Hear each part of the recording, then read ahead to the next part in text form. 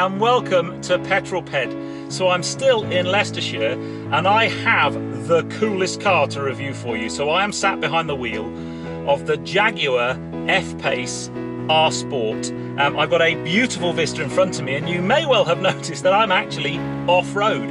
So not only have I been given this car and allowed to review it on-road, which is very cool, but I've also been told, look, take it off-road if you like, and we've got a field over there and the farmer says he doesn't mind if you drive it off-road, so I thought I'd bring it off-road, and I'm having a bit of a play. I'm going to try not to get stuck, but I have to say that its off-road manners so far are very, very impressive. So let's take a good look around the inside this car, a good look at the spec. We're obviously going to have a play with it on the road as well, because this car is a real cracker on the road. I've only driven one briefly before, so I'm really excited to get my hands on one properly. But look, we're doing proper off-roading. This is going to be fun.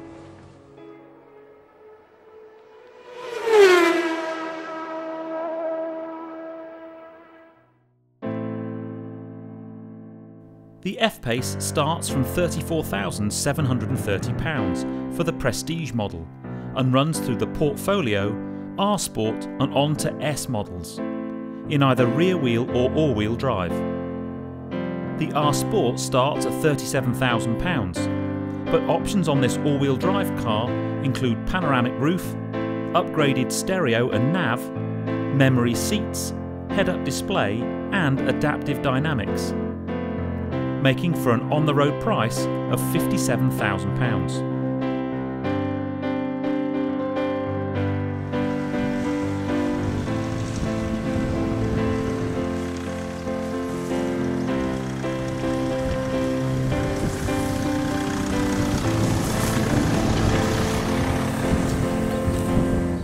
Well, I have to say, so far the off-road manners of this F-Pace have been most excellent. So I haven't taken it over anything massively extreme because I don't particularly want to have to get towed out. I have, though, taken it up some pretty steep inclines, some real undulations, and it's coped with it admirably. Very, very impressive.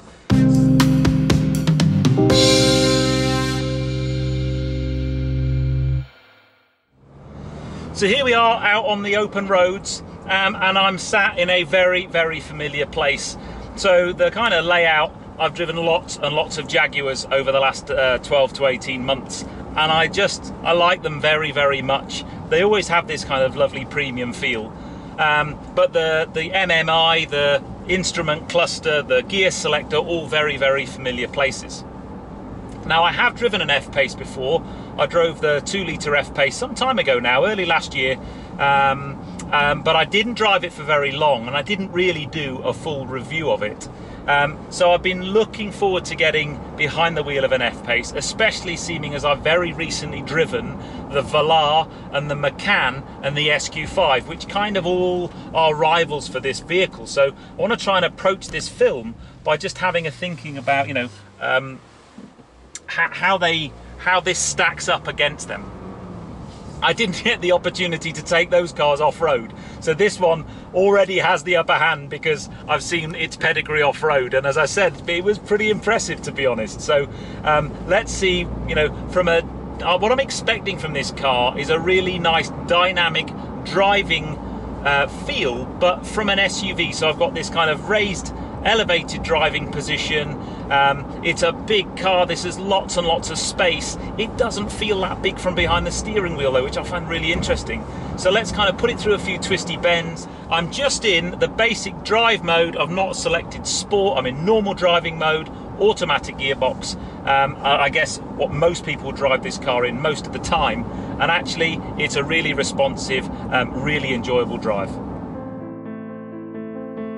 The cabin is beautifully laid out with quality materials. This car is fitted with the 10-inch dual-view touchscreen display. The ebony leather sport seats provide comfort and support, and there's plenty of room in the back.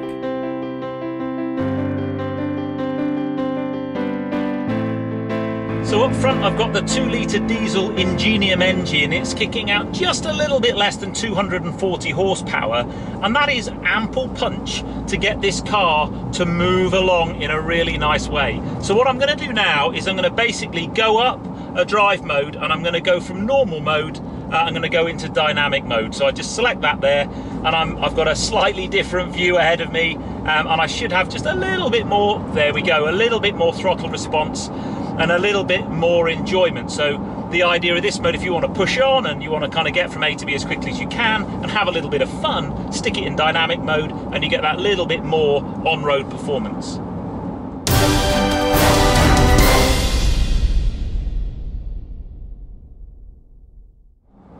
So this car's equipped with the 8-speed ZF gearbox, like many of the Jaguar range, and it's a real trooper. I like it a lot. In the automatic mode, it's a really smooth shift. You hardly actually notice the gears changing, and when you go to the paddles, it's responsive and it's quick, and it allows you to kind of take control of the gear change.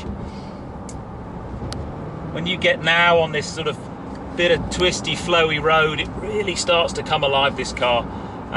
It's got that kind of dynamic feel to the driving. The brakes are nice, they're kind of, you can trust them.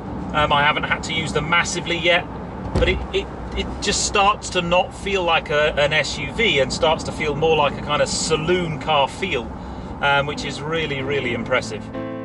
Engine options include 136, 180 and 240 PS 2-litre diesels, a 3-litre 300 PS diesel, a 250 and a 300 PS 2-litre petrol, and finally a 3-litre V6 petrol with 380 PS. So although this engine gives a good amount of sporty punch, and it returns pretty good economy as well, for me, I think I'd be tempted by the 3-litre diesel. And now that's a car I haven't driven, but from talking to people who have, it's got just that little bit more performance.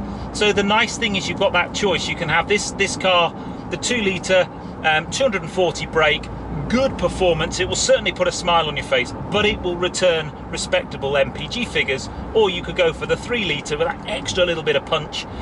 You're probably going to suffer a little bit on the MPG, but you'll get more performance. And then obviously later on in the year, I believe there's going to be an SVR version of the F-Pace, which I cannot wait to get my hands on. So I'm in dynamic mode. I'm just going to drop it into sport just to see that final little bit of performance. And I'm going to go to the paddles as well, because ultimately this is a driver's SUV. It's meant to give you that sort of driving sporty feel, and through this little set of bends, do you know what, it's pretty good. Nice brake feel, nicely controllable through the bends. It's just a really great car, this.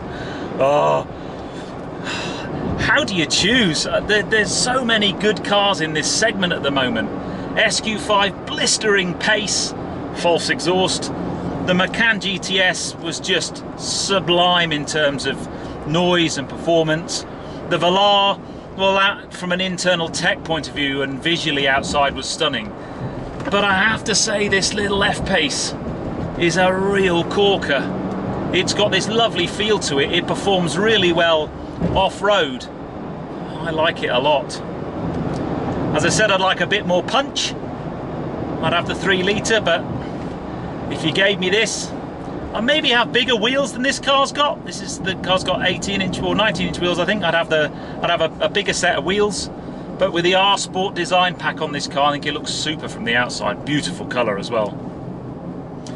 So my final impressions of this car are, well, as I knew it would be, it's impressed me hugely. I think I mentioned before, Mrs. Petrolhead's had one of these a couple of times recently and absolutely thought it was brilliant, loved it to bits.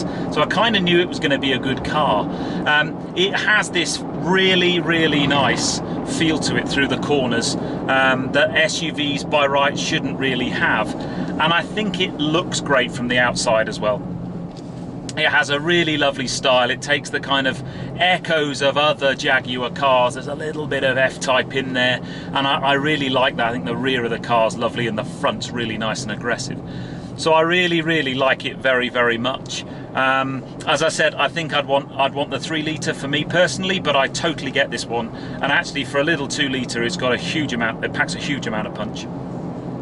So I have to thank a few people, as normal on these things. So I need to thank Jaguar UK for allowing me access to the car, because this is one of their press vehicles.